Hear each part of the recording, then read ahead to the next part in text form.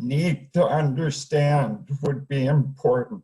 I feel confidence in understanding would lead me to a quality performance. How can confidence as an evaluator lead me to credibility? If I try too hard to understand, it leads me to getting lost in an evaluation. I could expand my notes later after the evaluation. I feel trusting my feelings as an evaluator would allow me to listen better. Listening versus taking too many notes could help me put more feeling into my evaluation. I feel confident of being understood could give me courage to look at the audience more when I give the evaluation. I feel looking at the audience versus my notes allows me to be understood at a deeper level. Understanding at a deeper level could give me the courage to look at the speaker and take less notes. I feel speech evaluation would be best looking at all the people in the room. I could look at one person's data point and then move to the next listener and data point. And I could feel good performance is more necessary than understanding. I could be an actor rather than a reactor. I feel that would give me more credibility because an evaluator could take what they say from a surface level to a deeper level. I feel credibility results from performance. Credibility as an evaluator could be seen in three parts. Point out a problem, demonstrate why it's a problem, and demonstrate how it could be done better. I feel credibility comes from being concise and looking forward, not at my notes. I feel praising the speaker is necessary, but I would like to give the speaker something they could take with them.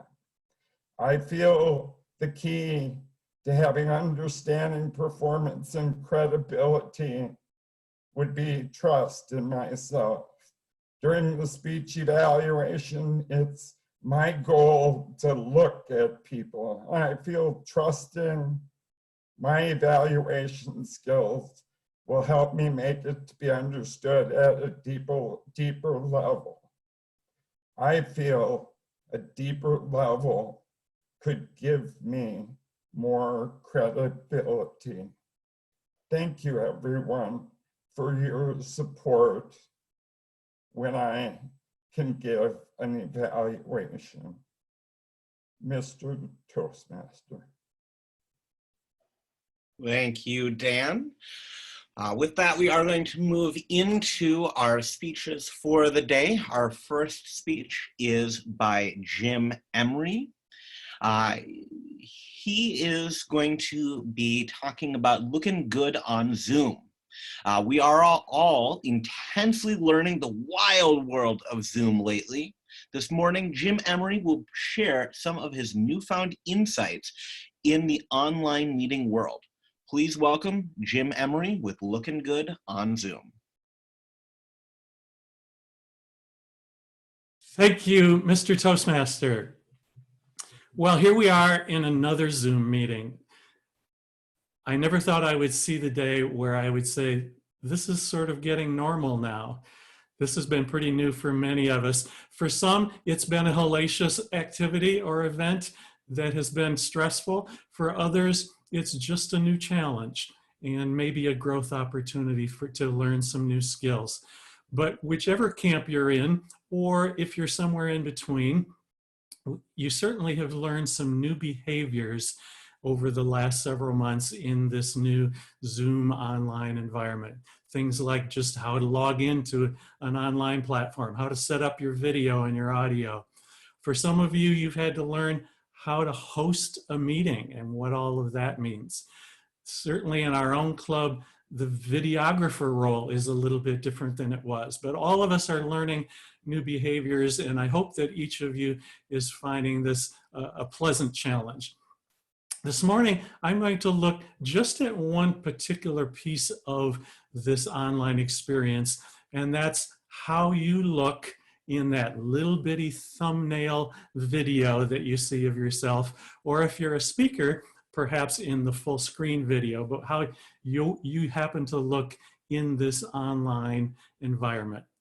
So before I move too much into content though, I'll focus just on one other aspect of the online experience that will help our own experience this morning be more productive, and that is the, network etiquette, in particular about staying on mute unless you happen to be the speaker or it's your turn to speak. So I'm actually going to give each of you about 5 seconds to look down to the lower left part of your screen.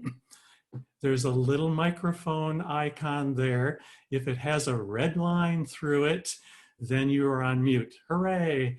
If it doesn't have a red line on it, please click on it so that you will be on mute. And then later in the discussion period, if you want to contribute, then you can come off mute for that.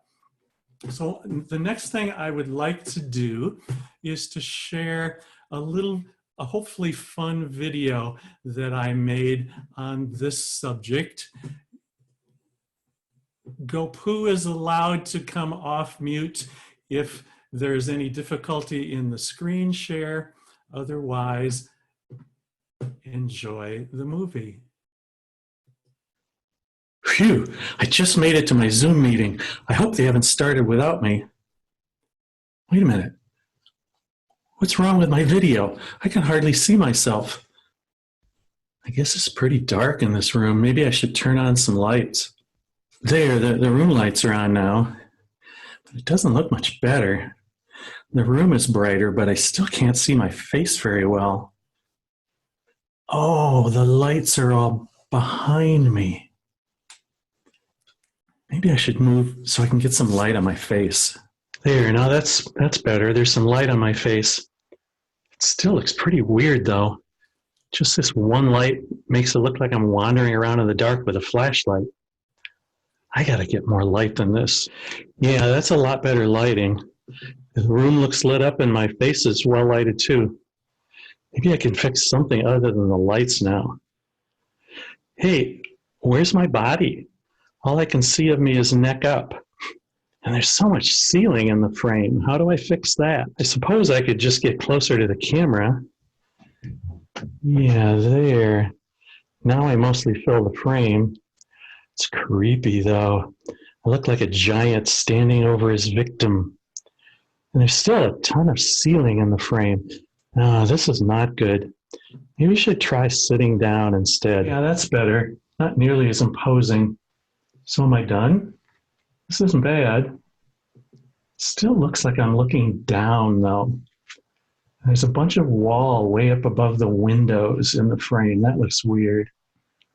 How do I get it to look like I'm looking straight out instead of down? I know. I can raise the camera. There, my laptop is on my footstool that is on my desk. That gets the camera 10 inches higher.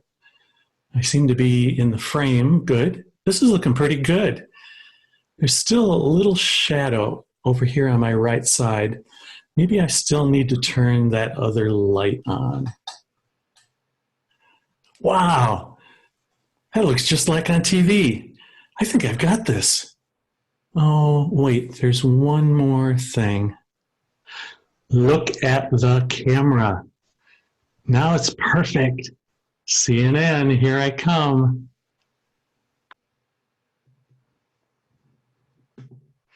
Okay, so that's my video. I hope you found it entertaining. If you'd like, I can supply a link to that after we're done today in the chat room. But hopefully this has focused in on at least a couple things that are important for how you look in your particular video. And if you go to gallery view in Zoom right now, you might even take a look at some of the thumbnails there and see, so, gee, what does my video look like? Or is this something that maybe I could spend a little time looking at? Clearly, lighting is important. If you look at a number of the videos right in this meeting here, you'll see some that have better lighting than others. My general rule is the more lighting, the better, as long as the lighting is in front of you, shining at you, not behind you, shining at your back. Clearly, the positioning of the camera is important as well, so that you can end up looking more like that professional newscaster than that amateur Zoom person. Jimmy. Hey, Jim. Yeah. Give a break there, lad. Didn't you just tell us all this in the video? Are you going to repeat the whole montage? Thank you, Edward. I appreciate this, and we will open for discussion in just a second here. So tolerate maybe 30 more seconds, and then we'll move on to discussion. Thanks for your input. Camera positioning is also important, as was in the video. Other than that, we've all had a number of experiences. I suspect that the collective knowledge of each of the members in this meeting is way more than any one of us has. So I'm going to open the floor now to others who would like to share some of your particular experiences in terms of being online, in particular, your experiences in terms of what you happen to look like when you look at yourself in the video. Now, to maintain a little bit of order, you can either raise your hand. If I can see you in the gallery view, I'll call on you, or you can sort of raise your hand via the chat window saying that you have something you'd like to contribute to. Mervat has her hand up first. Mervat, maybe share something with us. Yeah, I hear you, Jim, saying the more light, the better. So isn't that something called too much light is bad? For example, my light isn't too much now. Good. I can add more light when you said the more light, the better. Good question, Mervat, about is there such a thing as too much light? I think there certainly is. I have yet to find anyone in any of these meetings where that's been the case, unless it's been too much light from behind rather than from in front. You certainly, if you have some of those incredible shop lights that I have seen and it's right in front of your face, that might be too much.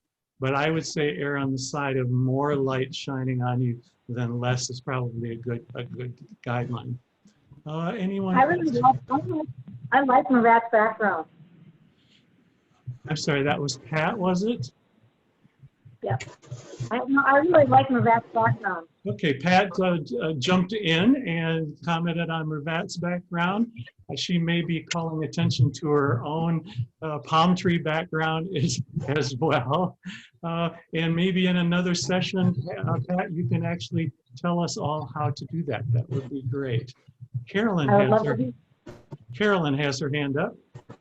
Hi, thank you for calling on me. One of the challenges that I have is I'm currently in the midst of resetting up my office. So I have my living room window here, and it gives different shadows to parts of my face. So soon I will be in a different kind of setting, but that's something to watch for. And you mentioned that with the light and the shadows.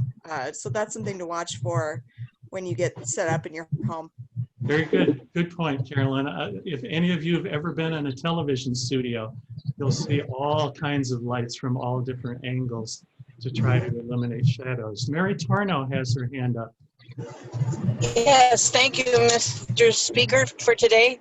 I'm on several Zoom meetings with contestants down in the South. I have heard that if you get a plain piece of fabric and hang behind you, that is the most effective, unless you have a corner window that just points out black and white. That's effective. The best thing to do though is to get off your chair and move away from the camera if you're the speaker, so that you can situate yourself to have whole body language, because that really adds to your speech. Great, thanks for sharing that, Mary. We could probably do an entire session on nothing but backgrounds. We're seeing some virtual backgrounds here today and some natural ones, and what makes a good one and what makes a bad one could probably be another 30-minute discussion, but certainly looking at how you look in that on your own is excellent advice. Other hands? Well, I can't figure out how to get my hand up. Catherine, I think that was you, right? It is. I live in a condo where I have light, and it seems like I have a real hard time finding the right place to set up my pictures so that I get decent lighting. What do you recommend? Jim, when do you think we'll be able to meet in person again? Edward, thank you for jumping in. Let's take Catherine's question first here, and then if you'd like to come back in with a comment, we'll have you as well. Catherine, your question was about how do you pick a good spot, given some of the limitations. I think the easiest way is to simply host one of your own Zoom meetings, which is fairly easy to do. You can set up your own account, a free account, and host your own Zoom meeting, and then simply move around and look at how you look in this spot versus that spot. And you have a good eye. I think you can look at the screen yourself and see how that looks. And I would just experiment. The lighting is quite often the challenge. In particular, window lights can be a challenge. I had to put a towel over this window on this wall this morning simply because it was an incredible glaring sunlight coming in, where in the evening I wouldn't have to do that. So Frank Zabel has raised his hand. Frank? Well, I would like to talk to Pat, and because I notice when Pat shows up that sometimes her shoulders disappear into her. Pat, did you know you were disappearing into your background? Ah. That is one of the challenges sometimes with virtual backdrops, is that if you don't have a very good green screen behind you, sometimes you will vanish into that virtual backdrop. Jackie looks a little bit distracted. I wondered, Jackie, have you had some experiences? Maybe you're showing us one with your cute little thing in front of the screen there. That's my yellow. But I hung stage lights when I was in college. That was my work experience. And I think that having the light from above is the most important thing. And there are flattering angles. And if you can get it at the flattering angle, that's best. Good point, you don't Jackie. want too much light, but also you need to have makeup. I mean, you got to really bring out your eyes. Yeah, and bring out your cheeks. Good points, Jackie. I think that each of us has our own view of what we like to look like. And I think that if you experiment with your own screen, you can probably do that with lighting and or makeup that suits your particular view of life. All right. So we are just about out of time here. Let me give you a few thoughts going forward. First, thanks to each of you who's contributed some of your own experiences. Clearly, we have enough information within this group that we could probably do a whole nother workshop on this that might be a longer workshop. So I would encourage any of you who have some other things to share in this topic to sign up and do a workshop. District 6 yesterday had an educational session that was run in part by a guy named Monty Jeffson. I don't know if you run into Monty, and he had a wonderful checklist of things to pay attention to in an online meeting like this. He's going to mail me those notes, and I will pass those on as well. Hopefully, you've had some fun this morning. Give some thought to how you look on your video in a Zoom meeting. And next time we meet, I suspect we'll all look like professional newscasters. Back to you, Mr. Toastmaster. Thank you, Jim. Madam Timer, can we get 1 minute on the clock for evaluation? Certainly.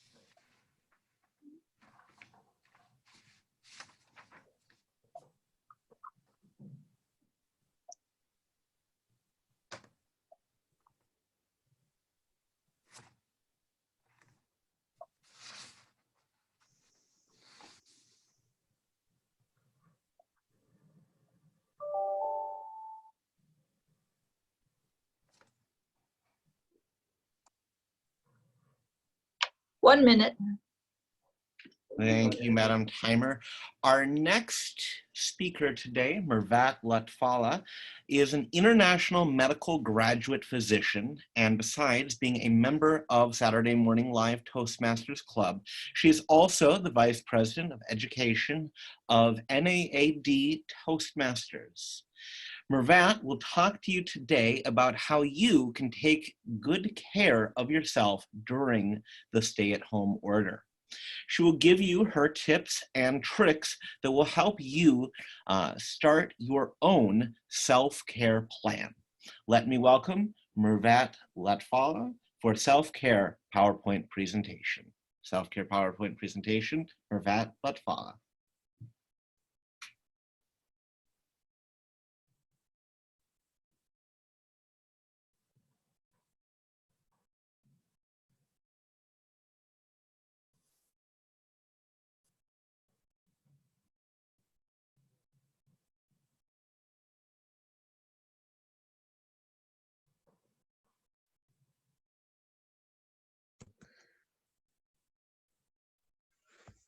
Mervat, I think you're on mute.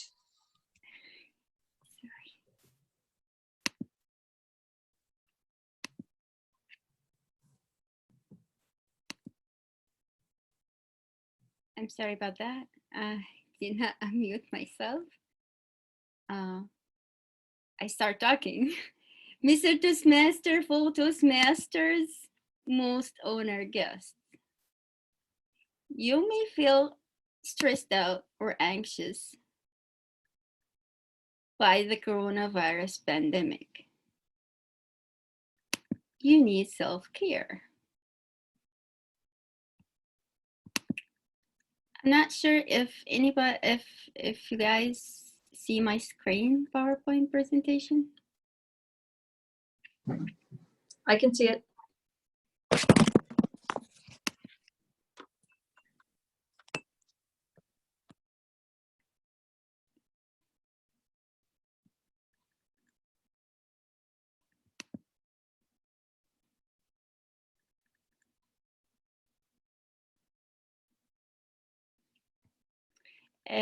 Everybody see my screen?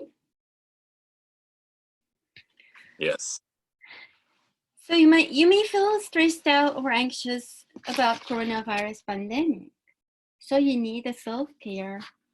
So today I will talk to you about what self-care and whether self-care is selfish act and how you practice self-care and how self-care builds resilience and what resilience means. And lastly, I will give you my tips and tricks on how to start your own self-care plan. Are you ready? Yes? I hear yes. What is self-care? Self-care is anything you intentionally do to care for yourself physically, mentally, spiritually, and emotionally. In another word, how to love yourself. I often found myself not follow through my self-care plan. For example, when I put my schedule of 45-minute exercise or walk, I found myself giving this time all away. If anyone would ask me to do something else, then I will use that time. I often tell myself, I will be okay. I can live without exercising. I shall love my neighbor as myself.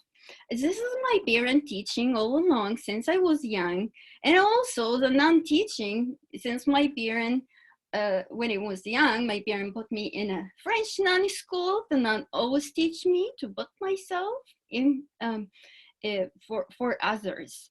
And what really led me to search the question: is self-care really being selfish?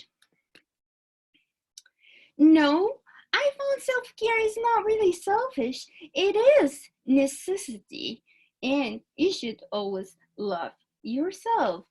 Okay, how is it necessity? For us, your self-care reflecting on others, you should fill your own cup first, so you can fill others. Because simply you cannot pour out of empty cup. Okay. So to me, it's still love my neighbor as yourself is necessity. Two, okay, your well-being is as important as other well-being. Looking after yourself isn't selfish. By caring for yourself, you're better able to care for others. It's like putting your own oxygen mask before you help others. With that idea, I would like to talk a little bit about how you practice self-care. So, professionals stated that professional self-care can be practiced in the following function domains: emotional level, physical level, spiritual level, intellectual level, social, and safety and security levels. What physical level means simply means eat healthy, sleep well, exercise. What does exercise do? Exercise produces some endorphin that reduce your stress. Emotional self-care, what does that mean? Emotional self-care means you know your own emotion, identify them, accept them, express them, your range of feeling. It's spiritual self-care. What does that mean? Oh, I can talk till tomorrow about spiritual self-care. Spirituality in prayer really reduce stress and anxiety. Psychological self-care. What's that mean? Psychological self-care means you balance your own life, work, and personal life. Do know your priority list. Be assertive and learn how to say no when you need to. Know how to delegate work if necessary and appropriate to other work. Put your mistakes behind and don't dwell on them. Always look forward, look positive, make realistic plan, and seek professional help when you need to. Intellectual self-care, it is a big arena. Goes under learning, reading, critical thinking, creating on projects, journaling is amazing. Aromatherapy, which is a very big arena, music, which is but the positive music helps stimulate your brain and help to bolster your self-esteem. So social self-care. Social self-care is investing in relationship outside your family. So friendship is so important to you. Friendship may provide emotional support, companionship, and problem-solving assistance, and safety and security self-care. it goes under being feeling safe in your own within your own environment and feeling safe at your own home. So self-care in all these practice domain is very necessary and very important practice that you need to start doing to help building your resilience. What resilience mean? Resilience can be defined as effective coping, adapting in face of in the face of major life stress, like the situation we all are in right now, the coronavirus pandemic.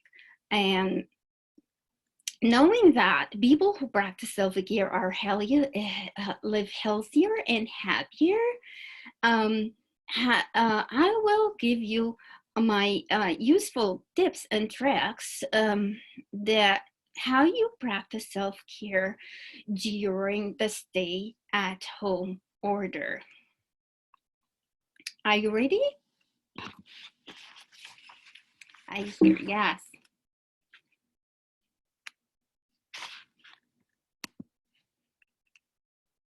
So simply, eat healthy, exercise. As I mentioned earlier, exercise bring the endorphins and make you feel better.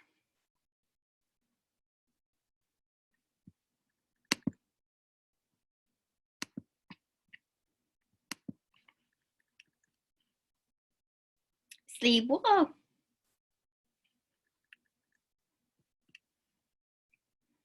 Spirituality and praying really is a very powerful tool to relieve stress that I can personally testify to the effective of spirituality and prayer. As I mentioned earlier, I can speak forever on that topic. It won't end. It won't end forever. So I really encourage each one of you to look into putting spirituality and prayer in your own self-care plan. Music. So listening music, playing music is awesome too. Practice yoga is awesome. I tried it, especially if you listening to a music. Aromatherapy, give it a shot using essential oils and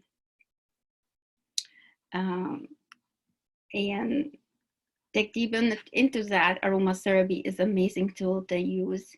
Reading as a self-care tool is amazing tool. Mindful walking.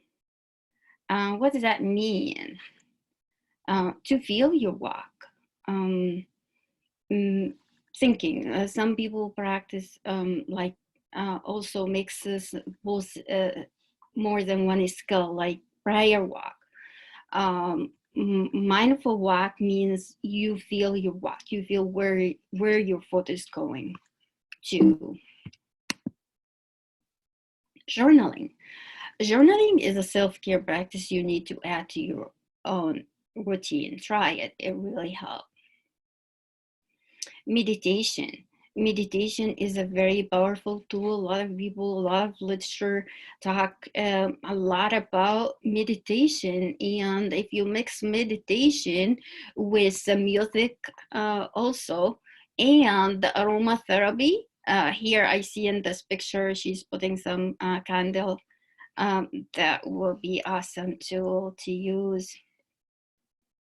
And what if you're so stressed out?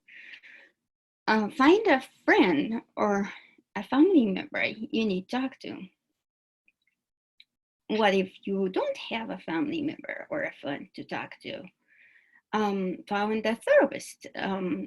Daily therapy is works, and it's a new arena in the field. It really, everybody talks about it. So bottom line, take a good care of yourself. And now you know the importance of self-care. You need to take care of yourself. So you need to put a self-care plan. When you go online, you find a lot of strategy responding to coronavirus pandemic, and you find tons of them lockdown self-care. But I'm telling you something, self-care is not one size fits all. You are a unique person. You need to make create your own customized self-care plan. So now, after I talk about the importance of self-care and emphasize the fact that it's not selfish, and I talk about how self-care practice improve your resilience, and we talk about what resilience is, and give you my tips and tricks in how to what to put in your own self-care plan. And I've stressed to you that you are unique and you need to customize your own self-care plan. Now you need to take an action now. Take a good care of yourself for the quality of care for your own well-being and also well-being of others. Start your own customized self-care plan now and do it now. Thank you, Mr. Toastmaster. Thank you, Mervat. Madam Timer, can we get 1 minute on the clock for evaluation? Certainly.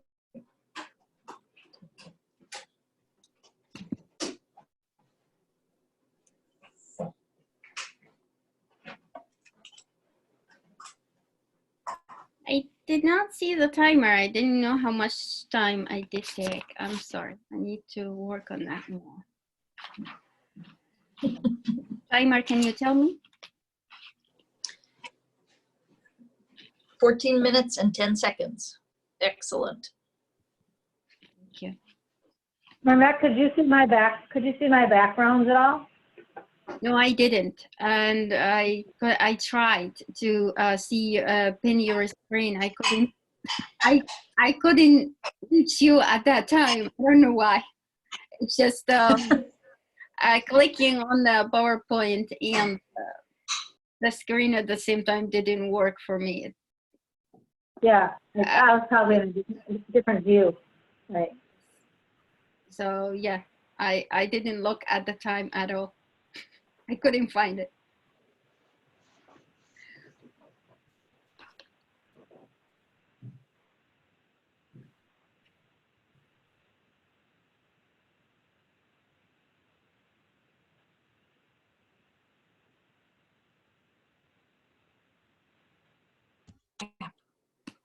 Stop. Yeah. Sorry, I called the time, but I was on mute. Okay. With that, Madam Timer, can I get our times for our two speakers today? Jim spoke for 15 minutes and 22 seconds, and Mervat spoke for 14 minutes and 10 seconds. Thank you, Madam Timer. So we are running a little bit behind today, but I do want to still give us a break. Would 3 minutes be enough for everyone to be able to kind of run, get yourself a drink, use the bathroom, all that, or do you need the full 5? I think we should do 5. Okay, perfect. We will Let everyone have reconvene then at 10:48.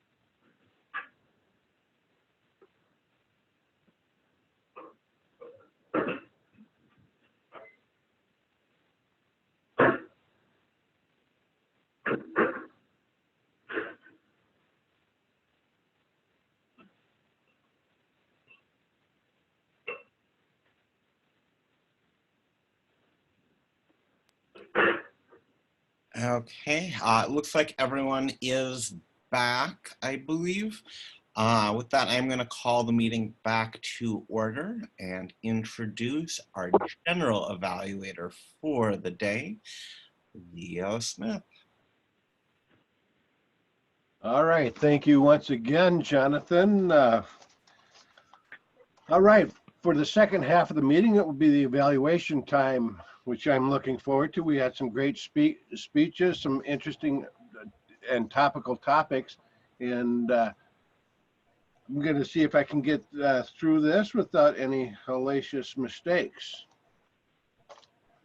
All right, I had to use the word of the day. I want to remind all the evaluation team members that there is a word of the day. Go ahead and use it freely.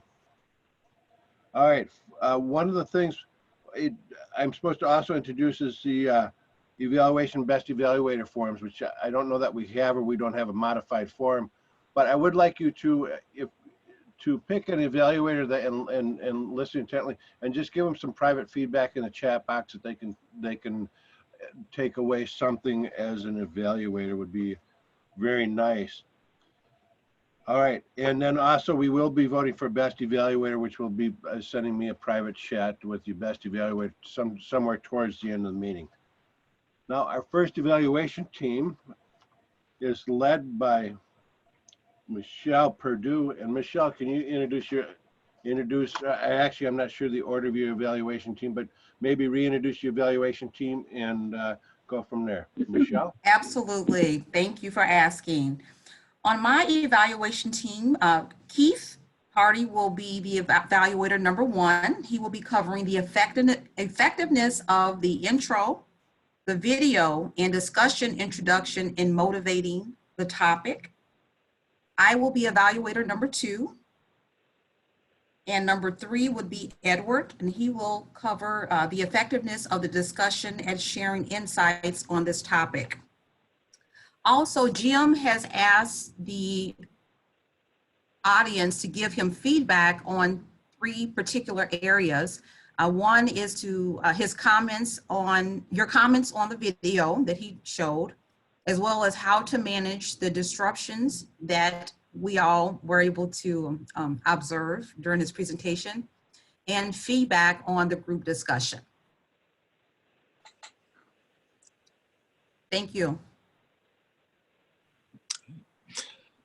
All right, thank you, Michelle, and welcome fellow members, our guests, and especially our Zoom guru, Jim. Jim, I learned quite a bit from your opening discussion and from your video. And especially though, want to praise you for 2 areas. Number 1, you walked your talk from how you were dressed to how your background was set up, your lighting and everything. So you walked that talk as you were our teacher. And I especially appreciate that you, in the beginning of your presentation, you asked us to mute our video, because I was seeing people Zoom bomb their video throughout the early part of our meeting because they had their audio on. So thank you for noting that and gently inviting us to turn off our audio so that we didn't Zoom bomb your presentation. That was a great way to start your speech. The beginning part, your preamble leading to the video portion of your opening remarks was nice. But I want to borrow a little bit from what Ed Elward said when he referred to you. He said Jimmy. So I like that teaching side of you and how you present yourself and you're measured and you're speaking and enunciation and everything. But consider next time, especially when you're presenting this to a group of Toastmasters and we know the polished version of Jim, is maybe become that Jimmy E in the opening and do something bad and like many of us do when we're first in Zoom. So I was thinking, for example, maybe you could mute your audio and then you can start talking. Like you consider that we're listening and then you get more animated, like, can you guys hear me? You know, something like that, just sort of mouth some words and then pause and then press your audio button to unmute yourself. And then, oh, I'm sorry, I didn't realize I was muted. And then Mr. Toastmaster, and then get into your greeting and all of that. So that's something that adds some animation to the beginning, because you were that nice, serious teaching Jim in the opening before the video. Maybe see a little more animated Jim to balance with that teaching side of you visually, something to start with. The video is excellent. It's great, showing some of the basics and just a little humor when you did the wrong part and you corrected that. So it's a great video. So consider this. Coming out of the video, because it focuses mostly on the physical aspects of how we present ourselves in a Zoom room, maybe go back to sort of animate it, the Jimmy E again, and say, so along with what you saw in the video, let me give you my top 3 or top 5 tips for when you are speaking on Zoom, and actually go through that, because that will be a nice setup to the audience discussion in the Q&A. So give us some Jim experience tips, and include in there a short anecdote about when you had a bad experience as a speaker, something where you didn't know, or you goofed up, or whatever, however you want to phrase that. So we see a little bit more of that human side of you outside of the video in your presenter mode. Then that help us be more comfortable, open up and talk about our poor experiences, our first experiences or something. And I think that would add some richness to the audience participation of your presentation. So consider doing that next time as well. One other thought, at times you had the and that's when your speaking rate picked up just a little, and I think your thoughts were going fast and you wanted to think of that next word and your came in. So think about continuing that measured speaking that you had for the most part. About 2 or 3 times you sped up a little bit and you were trying to think of that next word. Overall, I enjoyed the preamble, loved the video, and definitely added to the richness of the audience discussion once you got to that portion. Back to you, Michelle. Thank you, Keith.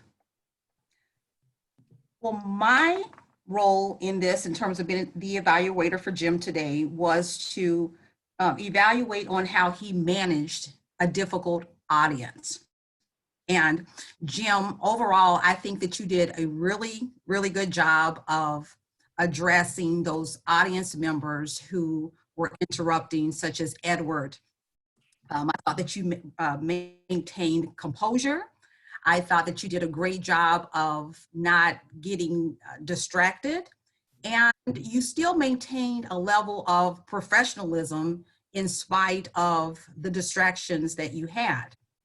And that was on one aspect. The other aspect of it is there were a couple times where I thought that I wanted to see you be a little more assertive in terms of the distractions that you were having to face, such as when Jacqueline had the prop, and she has this little yellow gadget that she's holding in her hand. And the first time that she did it, you did a really nice job of transitioning and still staying focused on your presentation. But I noticed she continued to do it throughout your presentation, and even more so towards the end. And as speakers, we know that the beginning of your presentation and the end of your presentation is more important than anything, because that's what people tend to remember, what they hear first and what they hear last. So I thought that towards the end, her prop went from yellow to red, and she was really, at that point, I felt that she was really challenging you. And I thought that you, like I said, you remained composure, you were professional, but I would have liked to have seen you be a little more assertive. And this is the way I envision that. Well, one of the ways, there's multiple ways that you could have done that. And I think that it would have been nice to have asked her, what is your objective in doing that? My objective is to help you to shine virtually, and so that you can share your thoughts and your ideas in a very effective way, as well as to help you build confidence and to increase your self-awareness. That was my objective. But what was your objective in holding up this prop and trying to get other people's attention? And whatever your objective was, did it work? And did it advance the meeting in a positive way? Also, by allowing her to do that, we weren't able to really hear what you had to say at the end. You were speaking about a very important list that would be beneficial to us. But because she grabbed the attention, we weren't really able to give all of our attention and our focus to you. But overall, I think that you did a really good job of handling the distractions, and it was very informative and very timely. Thank you.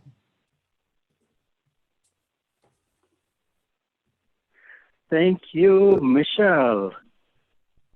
I am evaluating Jim's discussion and the effectiveness of Jim's discussion handling.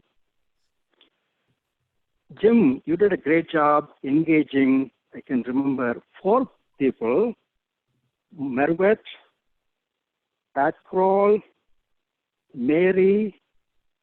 I'm curious, did you happen to observe Carolyn Saba during your discussion session, Jim?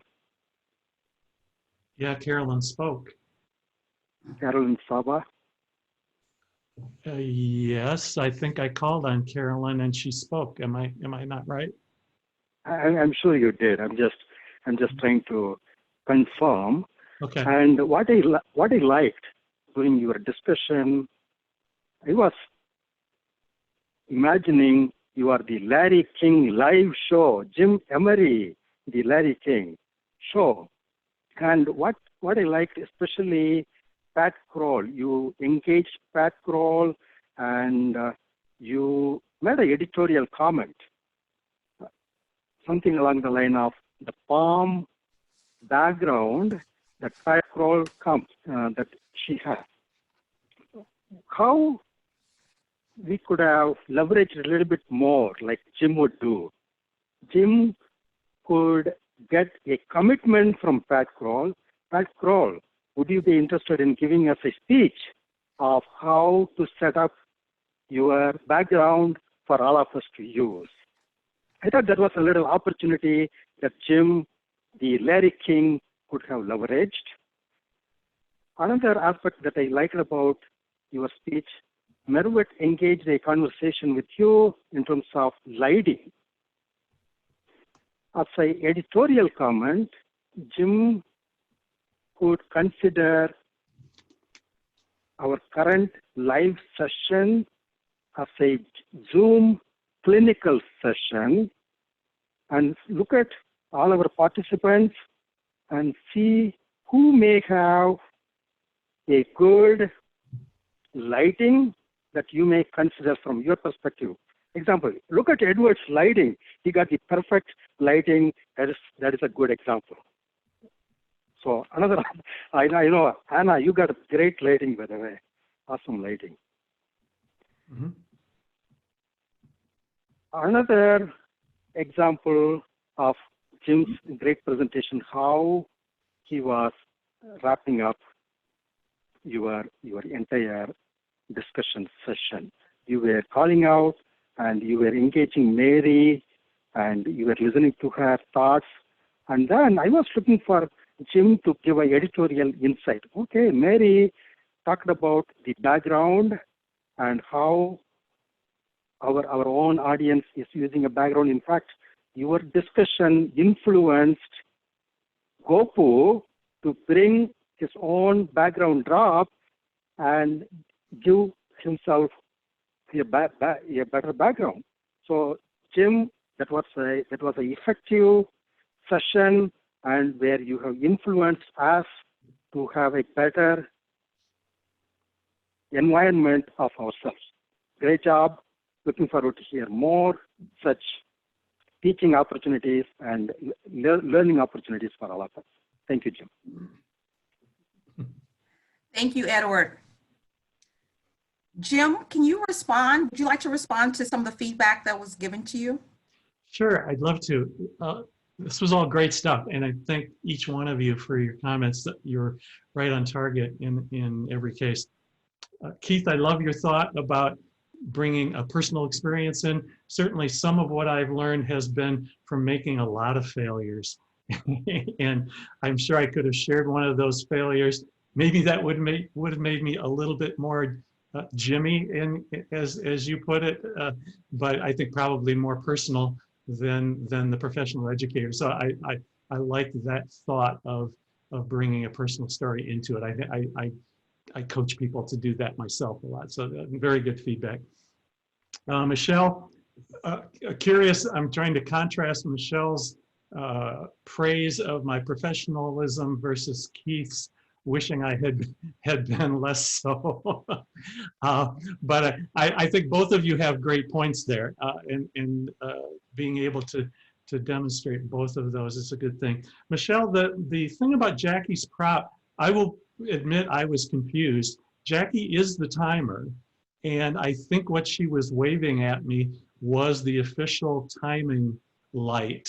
It just happened to be a funny little thing that was green, then yellow, then red. So I was confused as to whether was she just the timer and wanted to make sure I saw it, or was she also a timer and a disruptor? And so I'll freely admit I was taken a little bit by that one. So that was my confusion. Edward, I love your thought about following up like on Pat's background. So perhaps engaging more interactively with the individuals who made their own comments, I think might have made that more personable for each of them that made the comments. But I love all your comments. Thank you very much. And I'll give it back to Michelle. Thank you, Jim. At this time, I would like to open up the floor for audience feedback. So I'll start with Dave. Dave, do you have any feedback for Jim? Thank you, Madam General Evaluator.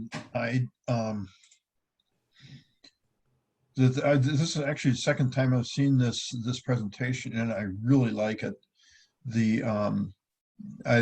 Particularly, I like the video that we're going to be able to share out with our clubs. I guess the one thing I was thinking about is kind of goes along with Keith. There's professionalism and there's stuffiness, maybe, or something. It's because I've talked to you a lot in the past, and off screen, and you're really kind of a friendly guy, and it's nice to sometimes let that personality out sometimes in your prepared speaking. Thank you for the opportunity. Absolutely. Thank you, David. We still have a little more time. How about Hannah? Hannah, would you like to share any feedback for Jim? I just say you enjoyed it. Yeah, no, I really enjoyed your speech. I found a lot of the points helpful, especially if I know I'm not, I'm part of the Monday Club with Laurel and Keith and my dad. But I know during the Monday Club, I'm here as well as one other member. So it's a little difficult for us to do that. But I think that that's one that you touched base on a lot of points that were really helpful. And I think that there are ways that we could try to fix those problems that we've had on Monday night meetings. So thank you so much for your speech, Jim. Thank you, Hannah. And finally, can I call on one of our members of the club who hasn't had an opportunity to speak? Fantastic. Anyone want to volunteer? All right, if not, I will call on our final speaker of the floor, Laurel. Would you like to offer any feedback to Jim? Who, me? Sure. I just had a couple of points. One is that if a person is using an iPad, the mute button is on the top right rather than on the bottom left. Helpful to know if you're guiding people to mute themselves, which I thought was brilliant. And I love the video. The one thing I would wish for would be some more ideas on how to get the camera to the right level. If you happen to have a desk and a footstool, that's just right, that's good. But if there's a way of adding a few more ideas, that might be helpful. There was a lot about the lighting. otherwise, I really enjoyed it, and I liked how you handled the distractions. That's modeling good. That's good information for me. Thank you very much. Awesome. Thank you so much, Laurel. All right, at this time, I'm going to close by thanking Jim. Thank you so much for your presentation. And I would like to turn over control to the general evaluator, Leo Smith. Thank you very much, Michelle. I appreciate you going round robin with some of our guests. That was very much appreciated. Our next evaluation team is headed by Anna Gacius. Anna, can you reintroduce your team and go ahead with your evaluation, please? Thank you, Mr. General Evaluator, fellow Toastmasters and guests. Again, for evaluating Mirvat's speech, we have Carolyn Saba looking at voice, vocal variety, gestures. Catherine looking at audience interest and let's see, motivation and getting the message, and me looking at the PowerPoint presentation quality and how well it was researched. So we'll go in that order, Carolyn, Catherine, and then so Carolyn, please go ahead. Sounds great. Hi, everyone. Thank you for this time to evaluate. And Mirvat, thank you so much for your speech today. It was really personal and just very pleasant. And you put a lot of work into your PowerPoint, which, somebody else will cover. So I want to talk about the PowerPoint. You did ask us to talk about to evaluate your voice, your vocal variety, gestures, etc. And one of the things you noted during our breakout session was that you sometimes have a weaker voice. One thing I'd like to say is that in this presentation, you did not have a weak voice at all. Sometimes you speak very quietly and it's a little hard to hear, but I think that this message was so personal to you that you were able to bring the energy and kind of get rid of that what sounds like shyness. I'm not sure if that's what it is, but that's what it sometimes comes across as. So I think you did a great job. You did not have a weak voice today. You did have a bit of a rocky start with the technology, but when you dove into the topics, you became animated. So that's one thing that was, I think, done well. Sometimes we have technological problems, and sometimes that throws people for a loop and then they have a hard time starting. I think you started in very well, so good job with that. Your gestures today were very expressive. You did a lot of gesturing and you were talking and you were mentioning things, but, and now I can adjust my screen here, but in between talking, you did this a lot with your hands. So sometimes that might be maybe your elbows are on your desk and you just kind of held your hands here, and from perspective wise, it was almost, it was a lot of hands clasping, and then you gestured and then you clasp again. So I'd watch that in future presentations. Another thing that I would recommend is taking a breath between slides. Now you had a lot of content and you hit your time, so that, that's something to balance, but it would help taking a breath between slides, because it would help you to use different vocal techniques.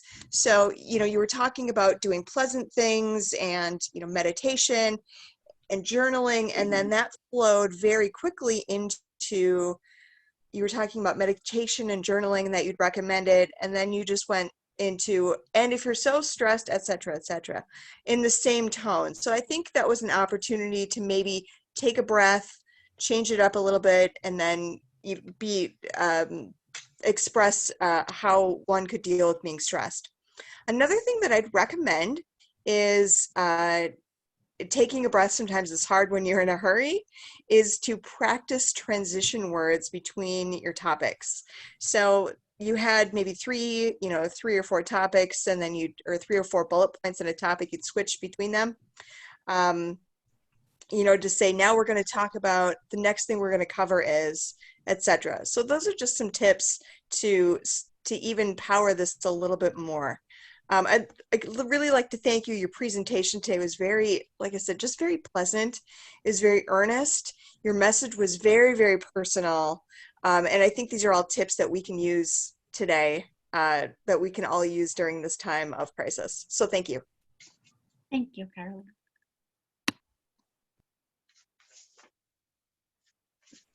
Thank you, Carolyn. Catherine, please go ahead with your part of the evaluation. Oh, Catherine, I think you're muted. Yeah, I have to.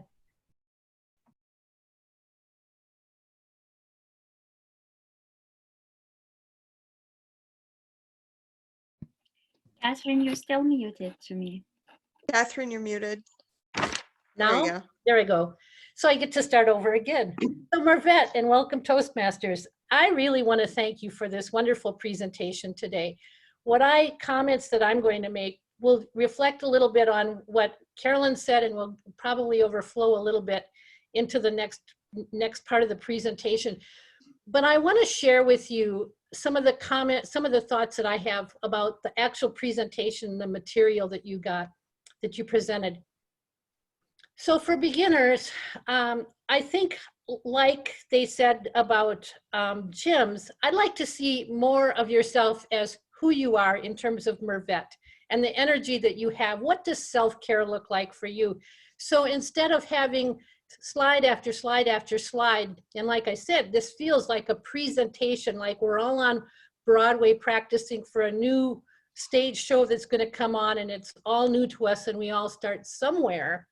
And we need to figure out how do we transition into this, because we now have the camera and the lights are on us all the way. And so it's a huge learning curve for all of us. So thank you for being bold about doing that, because I can't for the life of me think that I would immediately come out and do a PowerPoint presentation with a topic as I'm learning and practicing my coaching or my speaking skills. So I really commend you for having the bravery to do that. I think one of the things is you had a lot of topics into this one presentation. So my question to you would be, were you giving us an overview on what self-care and resiliency and different practices that we could have? Is that what you were giving to us to help us with self-care, or did you want to bring it in closer so that I really actually would have gone away with this being able to ask myself some questions about what did I need for myself right now today and for tomorrow and going forward into the immediate future, so that I could internalize the message that you gave us. And I found that I was conflicted with wondering, were you giving us an overview or were you wanting me to bring it in close? I was looking for some energy around your presentation as you started it. And I actually think that when you got to that question of what does self-care look like, that's when your speech actually began. And so I would really encourage you to, like we recommended to Jim, bring some of your own self. What do you need for your own self-care today? Are you feeling overwhelmed? Are you feeling anxious? Are you losing sleep? Did you put your pants on this week and discover you couldn't get your pants on? Things like that, so that I would really be able to internalize the self-care from the very beginning on. I think another thing that from the perspective of the PowerPoint presentation, which you asked me to talk about, I felt like this was really a good foundation. You gave us a lot of information that probably was a 4-week program when I was studying coaching and taking all of this self-care stuff into consideration. So it may have been that there was too much material and too many topics wrapped into one presentation, which brings me back to that point. Were you giving us an overview on what to do, or were you trying to bring it back into us again so that we would internalize it and actually take some action as we were going out of this whole thing? So I think that with more practice and with less slides, and probably condensing the slides, the information that you presented would have really been able to help decide that. But I think for where you are at the very beginning as a beginner in saying, here's a presentation on self-care and what do I want to do with it, I think that you did have good information. As I was talking about the PowerPoint presentation itself, I do think that there were too many slides. I kept wondering if I was going to look at you or was I going to look at the slides. And so, and the slides were very busy. There was a lot of information on the slides. And so there was a lot of information to take in all as you were talking. And I think that less slides, one of the guidelines I learned that every slide you present should have 2 minutes of conversation with it. And when I saw that you were doing 30 slides, I thought, how is she going to do that? Because 2 minutes for every slide times 30 seconds is an hour. And I'm thinking, how would that happen? So there really was a lot of information that you were presenting to us in a very, very short period of time. But all in all, I would say, you know, being on that stage and creating the art and the science of presenting technical information to people that is important to all of us, you did a marvelous job. And I would say, keep fine tuning this presentation and move it forward because you delivered it beautifully. I think the other thing that I would like to say though, is that as you were presenting, when you would say to people, what are you doing for self-care? That would have been one of those points and places where you could have moved first and you could have looked directly into the camera on your computer and you could have said, what are you doing for self-care and what are you doing to take better care of yourself? I think that would help have animated your presentation a little bit and help bring out a little bit more of your own personality because you're a beautiful lady. My fellow Toastmasters, thank you. Thank you, Catherine. And thank you, Mirbat, for this wonderful speech and a very timely speech. And dare I say again, the hellacious times, right? Look, that word of the day. I think the PowerPoint in general was a lovely color. I think it had some good aesthetics to it. You did have, right, there was some busyness in there, like Catherine mentioned, but a lot of it was pretty clear. Not that much information per slide and just a few bullet points to describe things. And I think it's good to note that when we have our videos, we also would like to upload the PowerPoint. So hopefully you'd be able to email that or get that to Jamie for uploading. But let's see, as far as the content, it was really a lot of great content, a lot of things that we can think about for how we can take care of ourselves. You dispelled some myths about it. Well, you know, I should be thinking about others instead of myself. I'm like, why should I be, you know, and just helping us all think that we all are humans, we all are valuable, and that we all really deserve to be cared for, including caring for ourselves. And so I really liked how you personalized it with the story of the nuns teaching you about love your neighbor, but it's love your neighbor as you love yourself, not love your neighbor more than you love yourself, right? So that's an important thing to note. And I like the other personalization you had in there where you talked about how you could talk about the spiritual self-care for days on end. So that really helps bring out the personal side of you instead of just the constant information. Right, there were some spots where, like, when you had some infographics where it was too hard to see the words on there. Maybe what you could do is just pull out the important pieces of those words, and you could also include a link there so that we could link to the infographic for more information. And you had the resources at the end, but it was kind of really quickly through the references, so we didn't get a chance to really look at them, but they would be in any emailed or posted PowerPoint.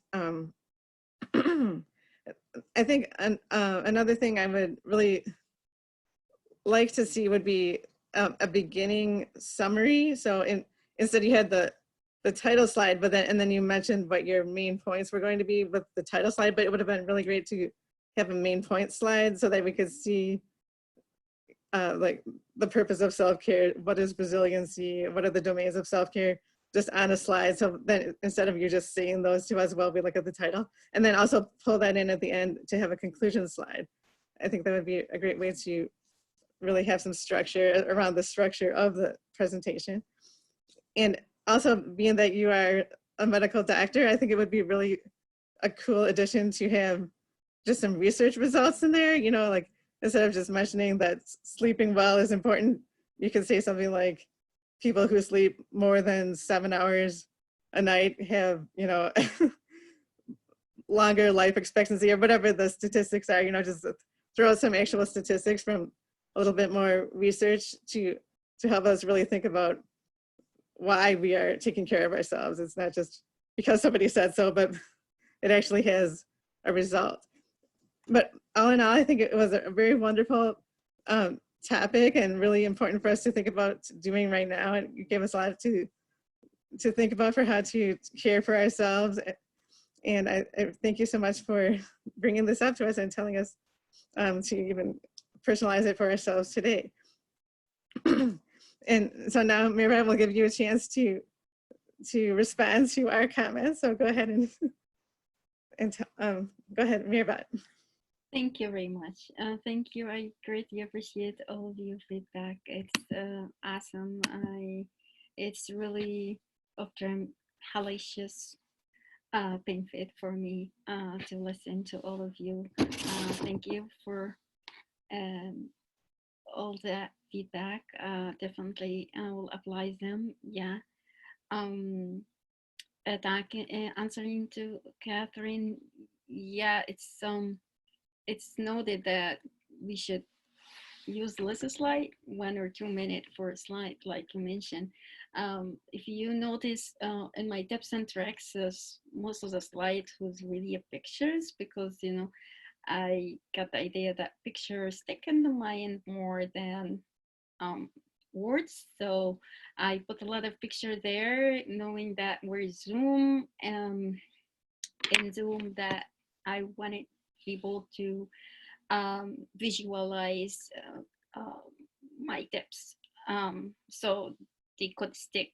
This is my my idea when I put a lot of pictures slide on there. I'm not sure if I'm wrong, but I will definitely agree with your comment. As regard the answering the question, is it overview? Yes, it is overview about self-care overall, and also call for action to you. So means, in another word, I'm not telling you how to do your own self-care. Telling you you're so unique and special. It's not all for one size fit everyone. No, I'm giving you my tips and tricks, and you kind of calling you to start initiating your own personal care plan. And I put my personal experience on that, my struggle, that, as I mentioned, that I was struggling for that. I always put myself, everybody else will be in front of myself. And thank you very much for all your comment. It was a great benefit for me. Thank you. Appreciate it. Thank you, Mirabat. And timers, could you please indicate whether when we're up for time for audience questions or comments? Instead of calling on people, if anybody specifically has a comment, you could go ahead and raise your hand or unmute yourself. Oh, Jane, please. Yes. So Mirabat, I loved your speech. I thought it was a great speech. It was very appropriate for the COVID-19 virus. And I did love the PowerPoint, the pictures, because I'm more of a visualized person, and it helped me because I can visualize the pictures that you had, and I love about the teacup. And so some of your PowerPoint pictures were very meaningful to me. I think like when you have your transitions, I agree that you should try to transition better into your other points, and then slow down and just take a pause. Take a pause or a deep breath when you're doing your transitions, and maybe narrow down the topics. But I thought you gave great points, and your ending was an action plan for all of us. And it gave us ideas how we can take self-care for ourselves. So thank you very much. It was great. Thank you. Thank you, Jane. Any quick last comments? Well, we have about a minute left, maybe. Oh, Jonathan, please. Yep. Mervat, really loved your speech. One of the things, and I think this has come across from other people, but less is more. One of the things that I noticed was, because of the way the PowerPoint was done, you went through everything And then you went through everything again with the, how do I apply this? And I think that you could have focused more on the, how do I apply this, with a shorter introduction that allowed for us to, as the audience, be able to get an understanding of why self-care is important, and then be able to spend more time on the application of the very important thing being self-care. So just kind of the less is more mentality. Great, thank you, Jonathan, and thank you to all of us, all the evaluators. Sorry, with that, I'm going to go ahead and turn it back to the general evaluator, Leo. All right, thank you very much, Anna, and thank you very much, evaluation team 2. Fantastic job. We are going to take a minute to just do a little feedback for the evaluation team 2. And if you just want to send that back to them.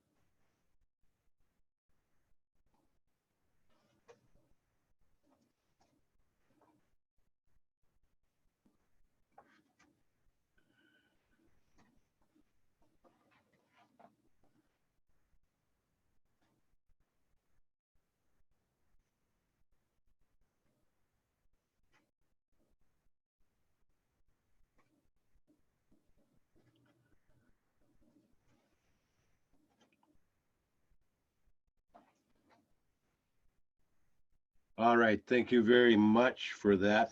Now we're going to go to our next evaluation team member, and I'm sure he's got some hellacious reporting to do. So let's go to Frank Zabel. Frank. Thank you, Mr. General Evaluator, Leo Smith. I just did a crutch word, and that's the disappointing thing with this meeting today. I did have over 50 plus crutch words from people. Some of them I noticed that happened as we struggled with the technology. We had to switch from our speaking role to a technology role, and that's when we could have paused and instead of using the crutch words. But there were also word repeats as we gathered our thoughts to continue on the sentences. So that's the disappointing thing today, is 50 plus crutch words of and so, and there are also word repeats. As far as colorful phrases, many of them came from Mervet's speech about thinking. The one I like was investing in friendship. I know that when I think of an investment, I think of it, it's a disappointing thing that's happened recently with my investments, but I think my investment in friendships are holding strong, so that's a good thing to think about in this time of hellacious events. And also the idea of you can't pour anything out of an empty cup. So the idea of taking care of yourself, that's something that can stick with me. The idea they have to take care of yourself first, put your oxygen mask on first, because it does make sense that you can better help others by taking care of yourself. And that's an incentive or a thought and why we should be taking care of ourselves. So that those are meaningful phrases.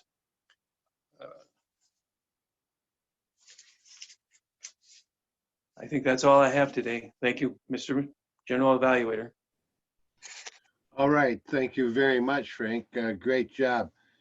All right, so those are our reports from our evaluation team, and we're going to take about a minute to actually send our best evaluator to Pat Kroll, and you can send that through the private chat there. And to refresh everyone, our evaluation team 1 was Michelle, Keith, and Edward. Our evaluation team 2 was Anna, Carolyn, and Catherine, and also eligible for that is Frank. So please take a moment to vote and send that to Pat Kroll.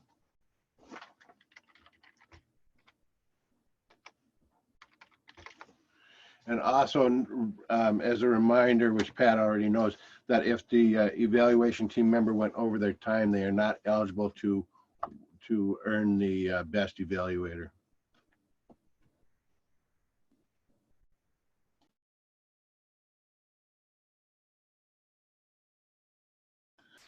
All right, so I'm going to take about 5 minutes to do a meeting evaluation. I'm going to just get my notes in order here. And I'm not sure, first and foremost, if you were on before the meeting, what I guess I call the pre-meeting or the pre-work, which was handled by Gopu. That was done very well. And I guess I learned a lot just by watching him interact and handle the different things. So I really not only enjoyed that, but I learned a lot from that. So I appreciate just being able to sit in and kind of watch that happen. You did a great job, Gopu, and just organizing and keeping things going and just explaining as it was happening. So I learned a lot. And we had Jamie come on too and speak a little bit to talk a little bit about anyone who was challenged with the technology. So I appreciated that. Carolyn had a great question for us to respond to, introduce ourselves. And again, I thought that was just a great meeting start, especially when we had the number of guests that we did have. So it was a great question from our president, Carolyn. And then the two speeches that we had today were topical for what's going on. And I thought that was pretty good. I really appreciated that. And then the timing that was done, what I really liked was, I don't know if everyone had a chance to see it, but Pat Kroll had a light. I don't know how she did that. And that's one thing that I do want to learn, because it was really, I thought it really stood out for me anyways, as I was watching that.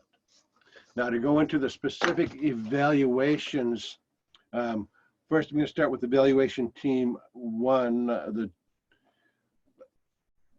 and I'm going to start with Michelle here. First, Michelle, you did where'd she?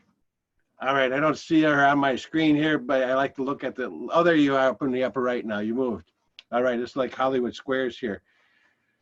Michelle, your volume when you came out was really strong and gathered attention. I like that, especially in a Zoom meeting, because I don't know if it is true for anyone else, but it's to maintain attention. I thought your volume was excellent, and you kept my attention. The other thing you did as your team lead is you took control of the Zoom meeting itself. You asked for input from people who didn't necessarily were ready to have input, and that was a really good thing. And I just liked the way that you took control, and I think it showed a lot of leadership there. I think that as people reflect on that, I think you demonstrated leadership with that activity there. Keith, going into your feedback to your speaker, you had some great gestures in your feedback. The volume or your modulation on your feedback, I don't think was there that you typically can have. You have highs and lows with your voice. I didn't hear that in this evaluation. It was more medium, I guess, without any spikes. And I think really to get our attention, we definitely need that. But again, your gestures were solid throughout your evaluation. And Edward, you had some excellent tips for your speaker. I got a little confused on the beginning where you were going, and maybe just giving us a roadmap on your evaluation would help me. But again, great tips for your speaker. And the speaker, your feedback to your evaluators, I really like the way you said it. You said, that's great stuff. You actually just gave your evaluators some positive evaluation themselves. And that was just coming out of the gate like that was really strong. So I'm going to our next team, our evaluation team 2, which was led by Anna Gacius. Anna, I really appreciated. Boy, this moved on me too. Now thank you very much for that, Anna. Yes, a nice wave. When you started out with your evaluation, you were encouraging, and it was powerful. You said that was an overall very good, and I like that because it just really sets the mood for your evaluation. You had some great tips, and actually I'm going to speak to all the evaluation team too. There was some fantastic feedback for your evaluator. However, I'm going to ask you next time to only pick 3. Pick your 3 most important things, pick your 2 most important things, or pick your 1 most important thing. Because if there's too much stuff, then there's not a takeaway that I can take. Because there was, I counted from each speaker or each evaluator, another thing, all in all, and another thing. and all in all, in another thing. And at some point, you just have to say, I have 3 things I'd like to give you feedback on, or I have 2 things that if you do these 2 things, it might. So I think just focusing and narrowing down the scope of your evaluation. You may have that other information in your written feedback, but it'll be great to have just to narrow it down. Because again, on Zoom, it's easy for the audience to lose attention. I don't know why. It's because I got all this stuff around here, or it just happens. So Catherine, you had again, you started out with a wonderful presentation, and your voice was solid and good. It had a nice hearing for me, and you kept that volume and pace throughout. So I thought your volume and pace were fantastic. And then your feedback was very, it felt personal. At least I could feel the personality in that. So I liked that. And Anna, on you had your content, and you had some specifics, and you talked about it was clear to me in your structure. I could understand your feedback and where you were going with your speaker, and what your highlights were you were hitting for your speaker. And Carolyn, if I didn't mention it, you were very encouraging right in your first remarks to your speaker. So those are my comments for the evaluation team. And Frank, again, thank you for listening to our to our remarks. I won't use that word again. I think I'm done for using the word of the day today, but I am going to use it tomorrow. And I believe that's all I have for my evaluation. So I'm going to hand it back over to Jonathan, our Toastmaster. Jonathan? Thank you, Leo. And I'm just seeing. Okay, perfect. I did get our results back from Pat. So for our best evaluators of the day, and I say that in the plural because there was more than one, we had a tie between our illustrious president, Carolyn Saba, and Keith Hardy. So congratulations to both of you. You both gave stellar evaluations today. With us running a little bit behind today, I am going to turn our meeting over to our presiding officer so that she can conduct the final business. So Jonathan? Before we do that, can we get a timer's report? Because actually it's probably important for this meeting because we did run over. So if you were had a role today and you were timed, pay attention to your time today. And so I'm going to our timer. Jacqueline, please. Thank you, Mr. General Evaluator. As we said, Jim's speech was 15 minutes and 22 seconds. Mervat's was 14 minutes, 10 seconds. Keith spoke for 3 minutes and 55 seconds. Edward for 3 minutes, 53 seconds. Jim responded for 1 minute and 34 seconds. And then David, obviously an experienced Toastmaster, spoke for exactly 1 minute. Hannah spoke for 33 seconds and Laurel for 51 seconds. In the second evaluation team, Anna spoke for 3 minutes, 56 seconds. Carolyn for 3 minutes, 14 seconds. Catherine for 6 minutes and 11 seconds. And Mervat responded for 2 minutes and 24 seconds. Then Jane spoke for 52 seconds and Jonathan for 1 minute and 3 seconds. Thank you, Mr. General Evaluator. I'm sorry, Jacqueline. Did you say Michelle? Did I miss that? Oh, I don't know. Michelle for 3 minutes and 28 seconds. Thank you. Okay. Perfect. So with that, like I said, with us running behind, I am going to turn this over to our president, Carolyn Saba. All right. Thank you. Thank you. Thank you, everyone. We are at 11:42. So I'm going to go through our business meeting. We do have a couple of things on the meeting today, including elections. So please stick with me. We'll do the elections right at the end. What I'd like to do now Just briefly, if any of our guests have any feedback today that they'd like to share, Laurel or Caleb, or I don't know if Hannah's still on, or Dave Hoffman, let me know if anyone has any feedback they'd like to share with us about your meeting experience today. You see? Yeah. Yep, and it looks like Pat has her hand up too. So if somebody just wants to unmute and speak up. I'd like to ask Dave Hoffman when he gives his comments, if he could give us some tips on timing and showing people how to see the timing lights, because I think that's something we really could use some help. Yep. Well, there's two things. One is in some of my clubs, we are actually going to cards. I guess I don't have mine sitting here, but you just essentially put a card up in front of your camera when you hit the green. The other thing we've been doing, and Pat was actually showing, is using a color background and like that. And it's and the key there is to pin Pat.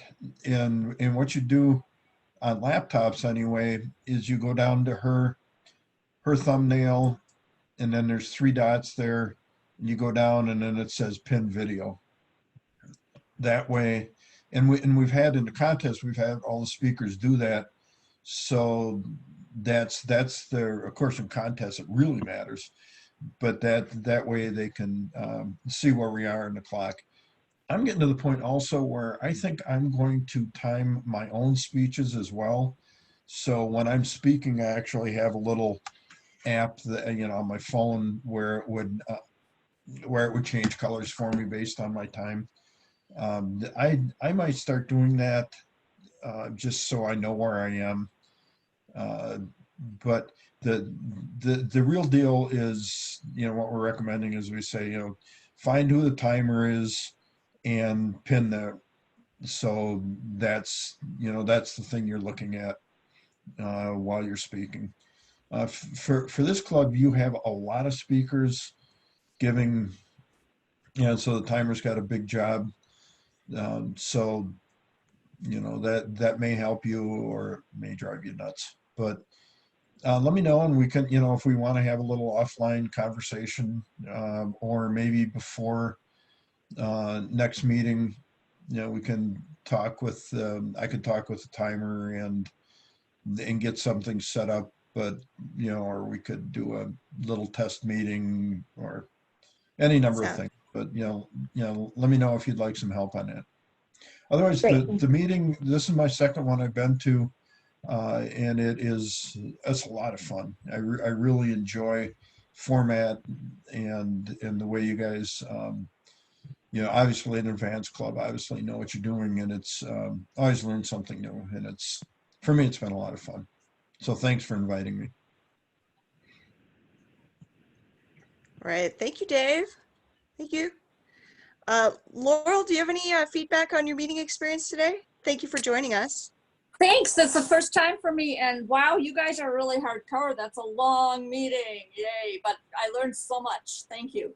On the iPad, you cannot pin a person's thing to the gallery view. There's no way of doing that. So that's not going to be an option for anybody using an iPad. But what I heard in the before meeting was that your timer actually can chat to the speaker, the colors. I don't know if that was done, but I think that is a brilliant solution. So if the speaker has the chat window open, they'll see green, yellow, red. And I think that's a wonderful workaround for people like me who might be using an iPad. Thank you very much. Great meeting. Great. Thank you. Thank you. Can I also add one more thing? I'm actually in another club that has a visually impaired member, and we actually, for her, we actually speak the color. So if it hits whatever the minimum is, you say green, and clearly the timer says that very clearly. That may be an option too. Sure. Thank you for that tip. Caleb, we'll get to you in just, Oh, yeah, go ahead. One tip to kind of take off on the timer and the different roles. One thing my club has done is you can change your display name. So what people have done is basically had like their first name and then their role. So like Caleb Timer, let's say Dave is, you know, the general evaluator, that sort of thing. And that can help help people to remind people to know who has roles and what their roles are, considering we don't have a traditional agenda in front of us for virtual meetings. So that's just a tip I wanted to pass on. Oh, Thank you. I didn't know that. That's great.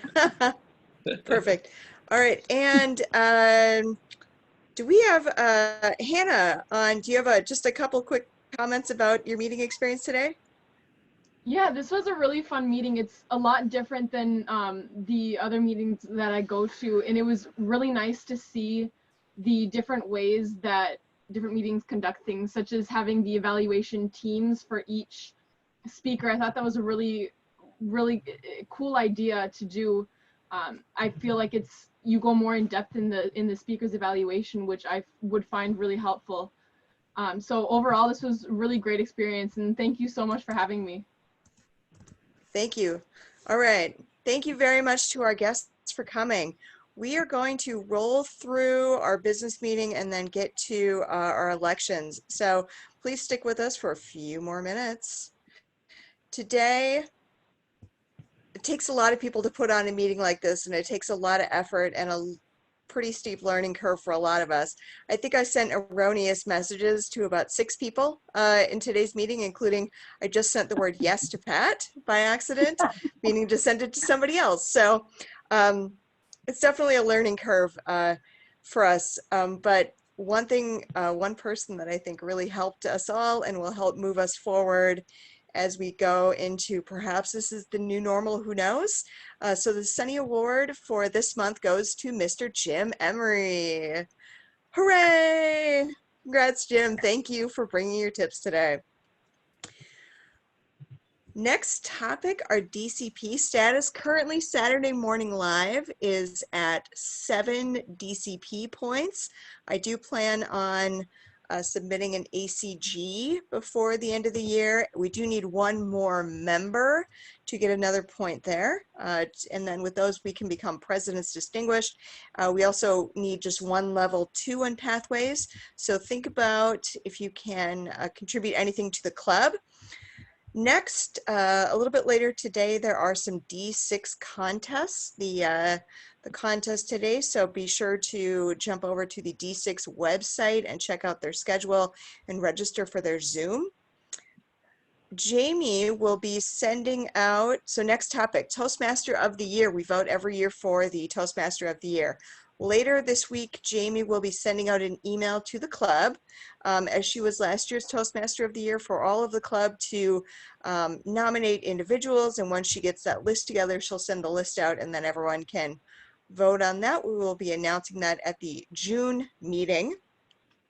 One thing that I'll be doing is everyone can email me, or I'll send out an email also asking the club if everyone's comfort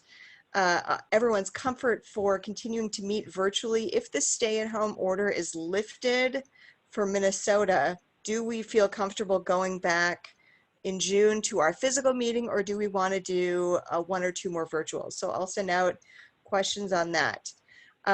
Caleb, we want to do elections, but we do have the Beat the Clock promotion coming. So Caleb is our area director. Can you say a couple words about that? Sure thing, Carolyn. Thank you. So we have a Beat the Clock financial incentive that is going on right now to increase membership within the club. So it started May 1st, goes through June 30th. So obviously June 30th being the end of the Toastmaster year, hence the phrase Beat the Clock. So basically this would apply to new members, or from what I'm seeing on the Toastmasters International site, dual members and reinstated members as well.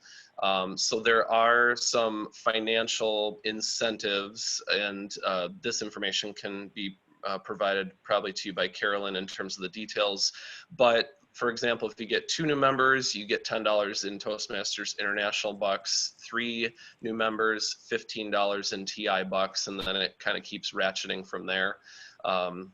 So that incentive is out there, and it also gets you, and I think this is the most important part, it gets you a beautiful Beat the Clock ribbon to put on the club's banner. So, you know, even more bragging rights for Saturday Morning Live. I think you guys need another ribbon, right? So there you go. There's the motivation.